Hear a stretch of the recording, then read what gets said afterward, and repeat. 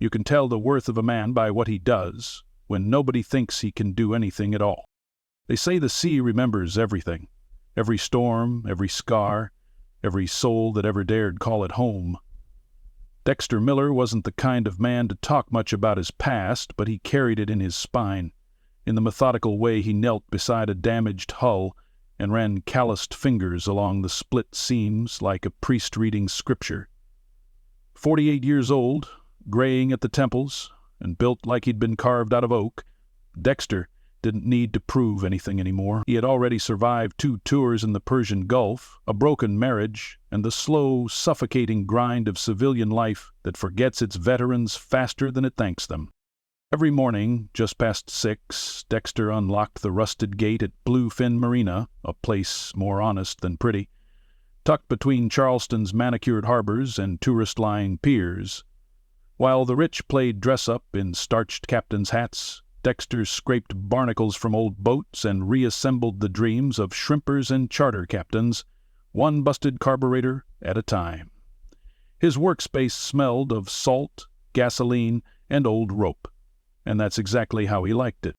Today he was elbow-deep in the engine belly of an aging trawler, Miss Betty Jean, when the voice came from behind him. "You Miller?"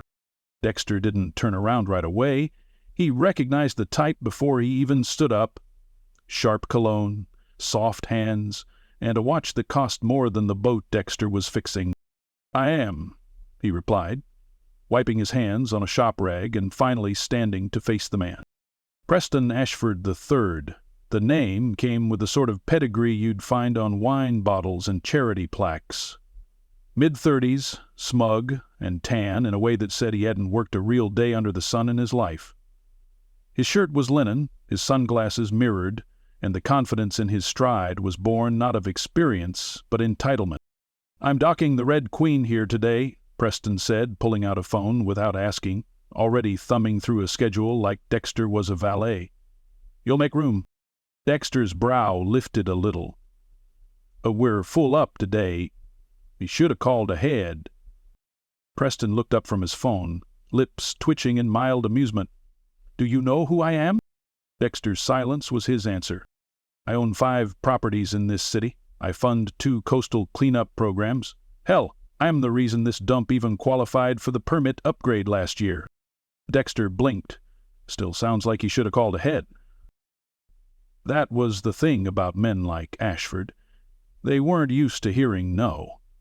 They especially weren't used to hearing it from someone who looked like they spent the last decade wrestling engines and sleeping in a cot behind a workbench. Dexter wasn't trying to pick a fight, he never did.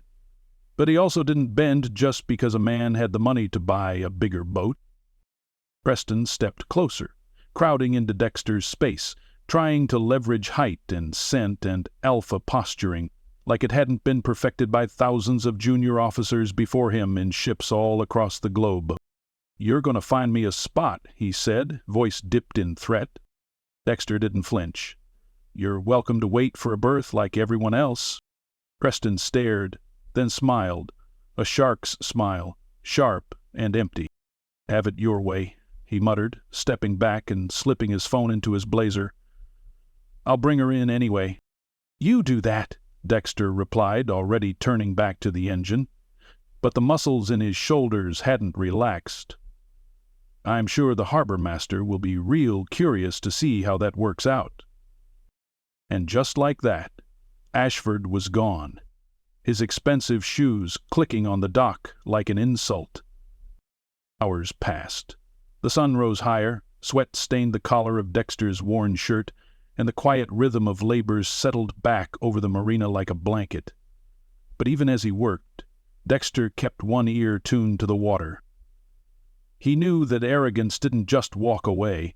It circled back, louder and heavier, dragging trouble in its wake.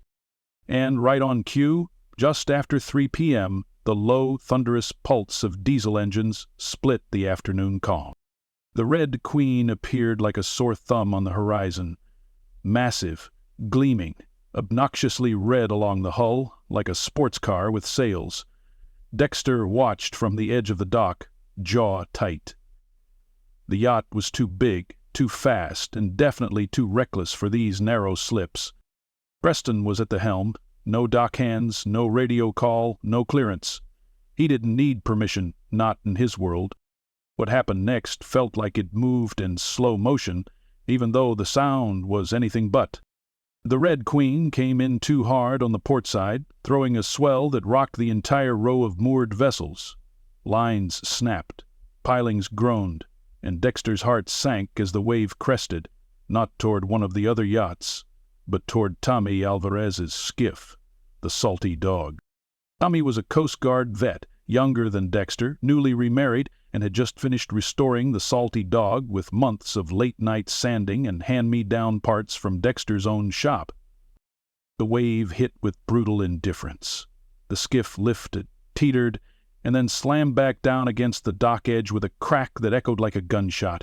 Wood splintered, the bow split open, water rushed in like it had been waiting. Dexter ran.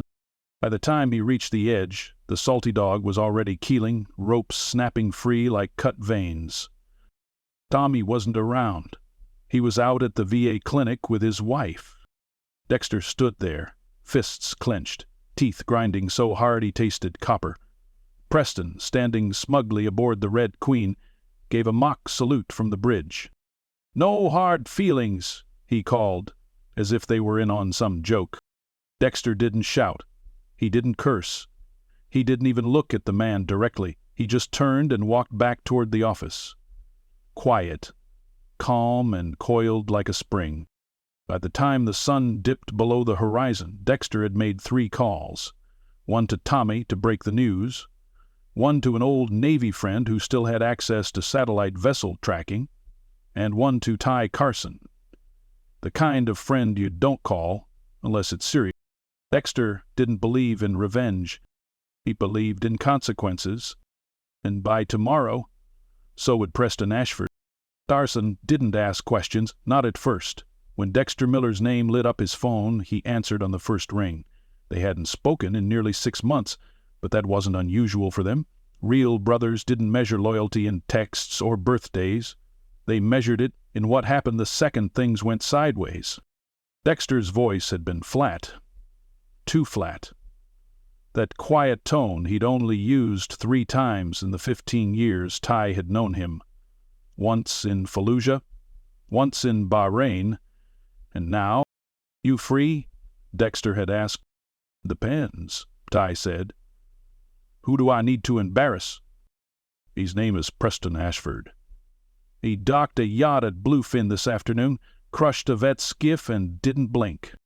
Ty didn't need more. He started tapping keys even before the call ended. Meanwhile, Dexter stood on the dock beside the now half-sunk Salty Dog, watching the ripples of its death circle outward like a funeral hymn only the water could hear.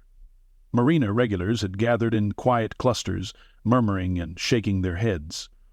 Someone had tried to throw a tarp over the wreck, but it was too little, too late. Beth from Slip 11 offered Dexter a thermos of sweet tea. He took it with a nod, but didn't drink. His eyes never left the water. Tommy Alvarez arrived an hour later, breathless, his VA clinic bracelet still dangling from his wrist. When he saw what was left of his boat, his knees buckled. Dexter caught him before he hit the dock. Tommy stammered. "I just finished the wiring last week."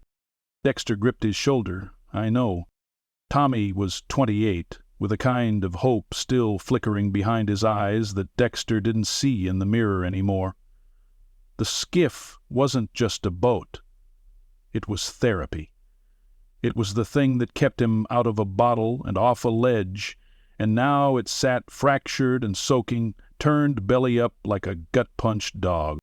"Did he even say anything?" Tommy asked, looking up, voice brittle. Dexter didn't blink. "He will." That night, Dexter didn't go home. He stayed in the shop, sitting cross-legged on the old wooden floor beneath the workbench. He flipped through an old green logbook he hadn't touched in years. Coordinates, call signs, notes in the kind of shorthand that only made sense if he'd ever needed to call in fire support from a ship 3 miles offshore. At 3:14 a.m., texted one word, "Located." A private message followed, a geotag of the Red Queen, docked at a luxury pier on the other side of the peninsula. The same dock Dexter had once helped rebuild after a hurricane, unpaid, because the city council said his name wasn't on the right donor list. Preston had it all lit up, of course. Blue LEDs glowing under the hull like it was some kind of floating nightclub. The marina there was known for its champagne brunches and caviar tastings, the sort of place where locals weren't welcome unless they wore boat shoes and pretended to like jazz. By sunrise, Dexter was already back at Bluefin, clipboard in hand, assessing the damage to the dock itself. His demeanor hadn't changed, no outbursts, no drama. But people started watching him more carefully. Word had gotten around. By noon, a man in a government-issue Ford sedan parked outside the office. Ty stepped out, dressed like a tourist, but moving like a ghost. He wore khaki shorts and a Jimmy Buffett shirt, but the steel in his gaze cut through the illusion like a straight razor. "Brought you something," Ty said, stepping inside the shop. He handed over a manila folder. Dexter opened it. Inside were satellite photos, boat registration records, and a printout of an incident report filed 3 years ago in Key Biscayne. Red Queen, same owner, same recklessness. That time, a marine biologist's research vessel had been scraped down one side by the yacht's massive wake. No consequences, no fines. Preston had lawyers for that. "This guy's sloppy," Ty said, flipping a page. "Plays fast and loose with maritime law, and thinks a donation gets him immunity." "Not anymore," Dexter murmured. Later that afternoon, Preston returned, not to apologize, but to gloat. His golf cart buzzed down the dock like a chariot of smug entitlement, a cigar in one hand and a glass of something golden in the other. "Still salty about your friend's rowboat?" he asked, chuckling. Dexter looked up from a bucket of zinc anodes, wiping grease off his forearm with a rag. "Didn't peg you for a coward, Ashford," he said evenly. Preston stopped short. "Come again. You've heard me." There was no heat in Dexter's voice, just the kind of stillness that made other men think twice. But Preston wasn't the kind of man who listened to warning signs. He was the kind who bought billboards and expected the world to read them.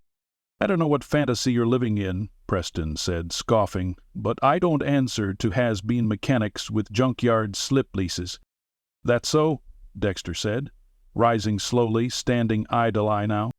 Behind them, dock workers had stopped pretending to work. Beth leaned out of her boat window. Even old Roy, the Korean war vet who barely spoke, sat up on his crate. Preston, perhaps sensing the shift, laughed louder than needed.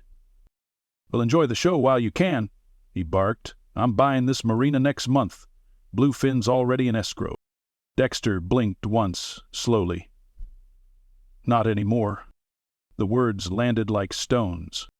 Preston's grin wavered. "What the hell does that mean?" Dexter didn't answer. He turned, picked up a phone from the workbench, and dialed a number. On speaker, a voice answered almost immediately. "This is Captain Wendell, Naval Shore Group 3, Dexter said. "Confirmed dock reservation for tomorrow, 600 hours. Full compliance protocol." "Confirmed. 3 vessels, requesting direct supervision. You'll be on site?" Dexter stared at Preston as he spoke. "I will."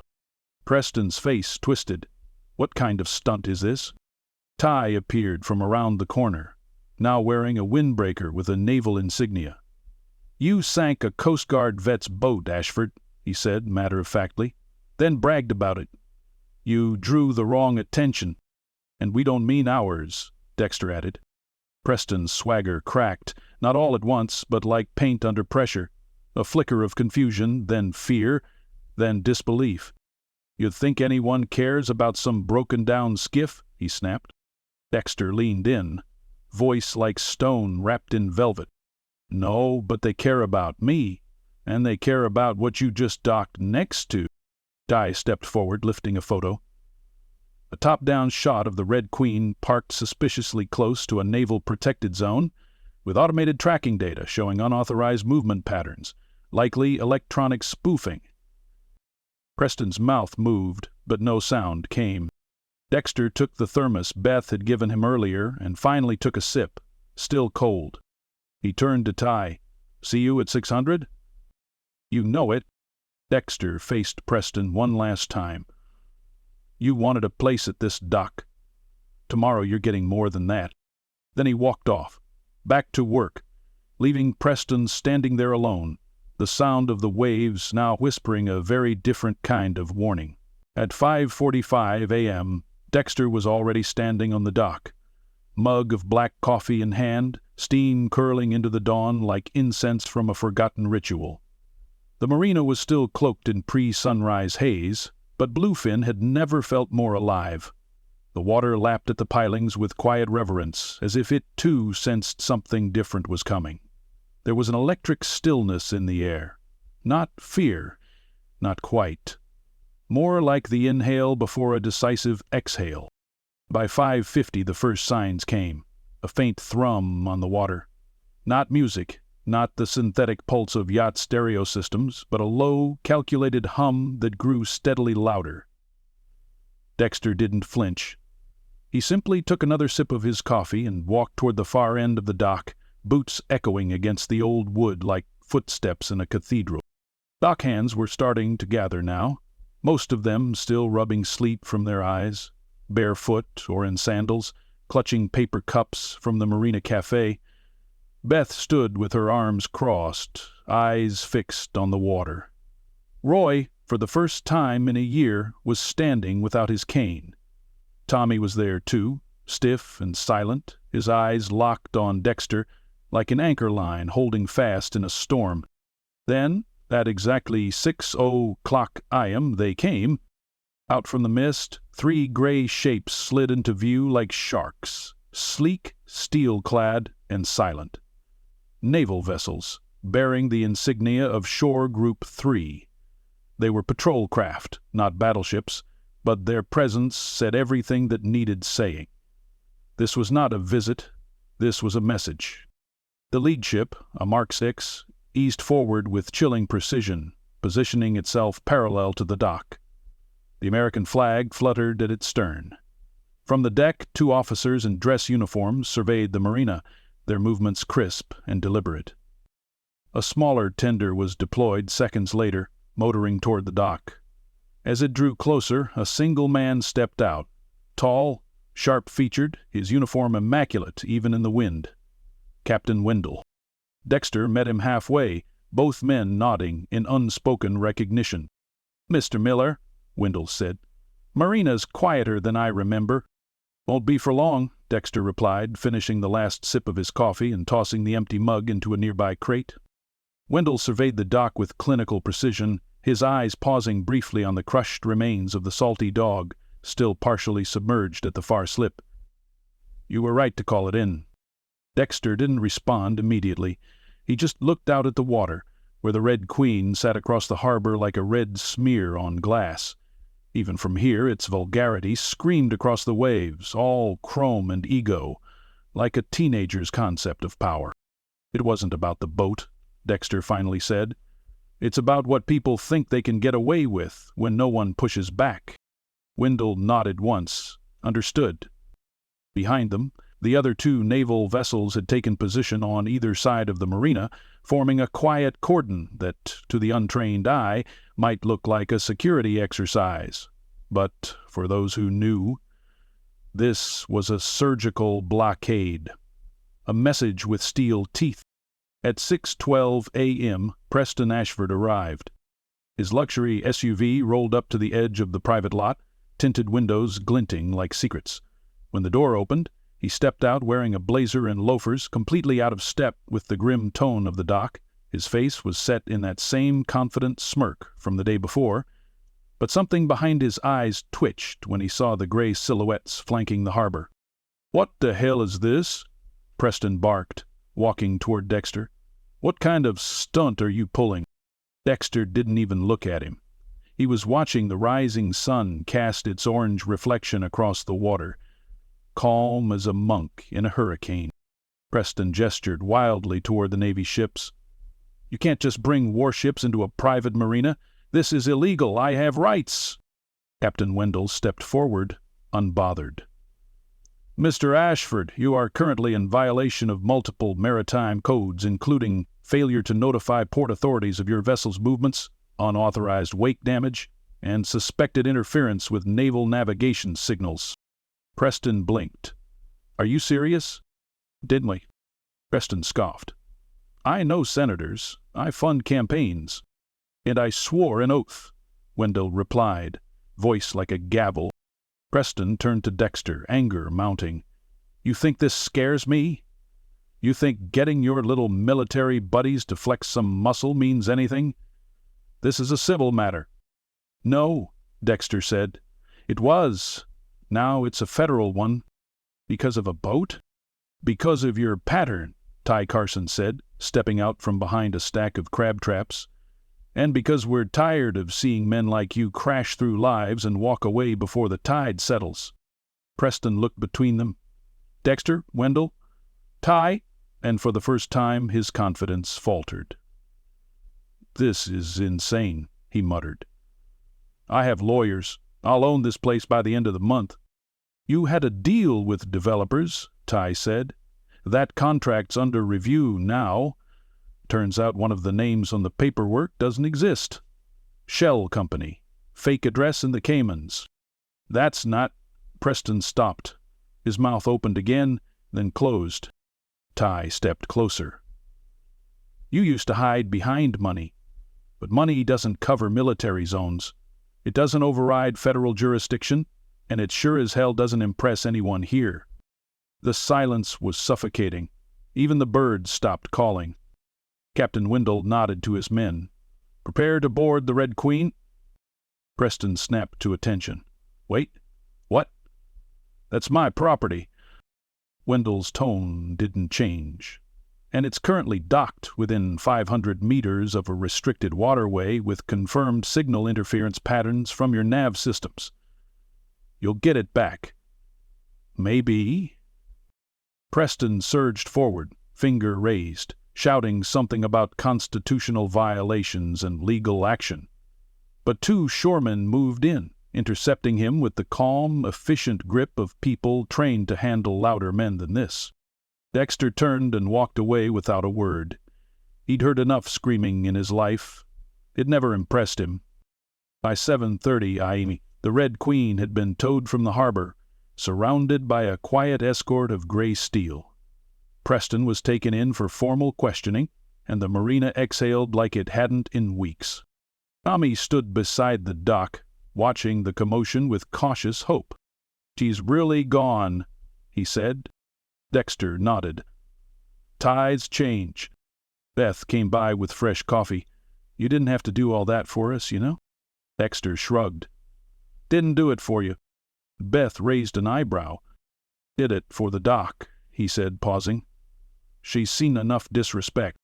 The sun broke through the clouds just then, slicing through the water with golden light. For the first time in days, the air felt clean. But Dexter knew this wasn't over. And it was only the beginning of something else. Dexter Miller didn't like ceremonies. He never had. Not the ribbons, not the speeches, not the practiced handshakes that felt more like PR than gratitude. But he stood still anyway, back straight, wearing a clean-collared shirt and his old Navy belt buckle, watching as Tommy Alvarez climbed the platform steps at the marina with a smile that hadn't touched his face in months. The crowd gathered beneath the white tent, cheered as Tommy accepted the oversized key, ceremonial brass, a little ridiculous, from the mayor's office, his voice cracking as he thanked the small businesses and volunteers who helped rebuild what the water had stolen. They called it Operation Salty Rise, a tongue-in-cheek name for a serious act of local resilience. But Dexter knew better. It wasn't just a boat. It was proof that when people stood together, even the tide changed course. The new Salty Dog floated in the slip behind him, sleeker, stronger, but still carrying pieces of the original hull, repurposed into the helm and mast. Tommy had insisted on that. Said he wanted the past to stay with him, not be buried. Dexter sipped iced tea from a mason jar and scanned the crowd. Ty stood by the dock rail, leaning against a piling, his usual unreadable smirk in place. Beth and Roy sat side by side, clapping without irony, and Captain Wendell, surprisingly still in town, nodded in quiet approval. Preston Ashford was nowhere in sight. No charges had stuck, not fully. Rich men had nets sewn tighter than any bureaucracy could pierce in one try. But the Red Queen was impounded for months, and the yacht club Preston once boasted about had voted to suspend his membership indefinitely, citing reputational liability. The City Review Board canceled the pending sale of Bluefin Marina, citing irregular paperwork and community opposition. In short, he'd lost just enough to be reminded he wasn't untouchable. And that was enough. For Dexter, when the speeches ended and the chairs were being folded away, Tommy found Dexter near the fuel pumps, quietly checking gauges like the world hadn't changed. He held a six-pack of cheap beer and handed it over like a peace offering. "Cold," Tommy said. "Straight from Roy's shed fridge." Dexter took one, twisted the cap off, and nodded. "Good enough." Tommy stared at the harbor a long moment, the soft clinking of boats tapping their moorings behind him. "Did you ever think it would go like that?" he asked. Dexter took a sip. "Nope. Thought it'd get worse first." Dexter's lips curved. "It almost did." Tommy nodded, then turned to him with a look more serious than his age should have allowed. "You could have walked away. Let it be my mess." "Would have been easier," Dexter agreed. "So why didn't you?" Dexter didn't answer right away. Instead, he crouched beside the dock post, checking the fuel lines out of habit. When he finally spoke, it was soft, measured. "Man once told me," he said, "every dock's got a heartbeat, not in the pylons, and the people who tie up here. You let one bastard poison it, and you lose more than boats." Tommy stared at him, then gave a slow nod. "You're the reason this place still breathes, Dex." Dexter stood up, wiped his hands. "Nah, I just listen better than most." That evening, as the sun dipped into the Atlantic, the docks came alive again, not with yachts or tourists, but with lanterns strung between masts and folding chairs set up in circles. Beth grilled shrimp skewers. Ty uncorked a bottle of something too expensive for a former spook. Kids chased each other between the pilings, giggling over spilled sodas and melted popsicles. The local band played blues from the back of an old fishing boat. Dexter didn't take center stage. He never did. But when the band dedicated a song to "The man who reminded us we have a backbone," he raised his glass from the shadows and accepted the applause with a simple nod. Later, as the crowd thinned and the music softened, Captain Wendell found him sitting on the edge of the dock, legs dangling over the water. "Didn't peg you for a rabble-rouser," Wendell said, offering a flask. Dexter took it, sipped, winced. "Still isn't me. Just had a line that needed holding." Wendell sat beside him, boots tapping the wood gently. "You know, Navy's always looking for civilian liaisons," he offered. "We've got community positions open, people with eyes and history. Someone like you would fit." Dexter shook his head, passing the flask back. "I belong here." Wendell didn't argue, just nodded. "What happens to Ashford?" Dexter asked. Wendell tilted his head. "Not sure. But I think this dock taught him something." Dexter chuckled. "That we bite?" "No," Wendell said. "That we don't forget." They sat in companionable silence, watching the stars ripple across the water's surface. Eventually, Wendell stood, saluted informally, and made his way back to the patrol boat waiting near the outer dock. As he boarded, he paused and shouted back across the water, "If you ever change your mind, Miller, my door's open." Dexter raised a hand in farewell, then turned back to the harbor. It was quiet now, but not empty. Never empty. Lights from the rebuilt slips shimmered in the tide, reflecting not just the boats, but the people who stood behind them. The community that didn't fold, the friends who showed up, the vets who still answered the call, no matter how many years had passed since their last uniform. He breathed in, letting the scent of salt, diesel, and charcoal fill his lungs. The symphony of his world. He didn't need rank to serve. He didn't need medals to lead. He just needed a dock, a cause worth fighting for, and a few good people to remind him why it mattered. And now he had all three. Dexter leaned back, resting on his palms, watching the stars ripple in the wake of his quiet victory. Tomorrow the tide would rise again, and he'd be ready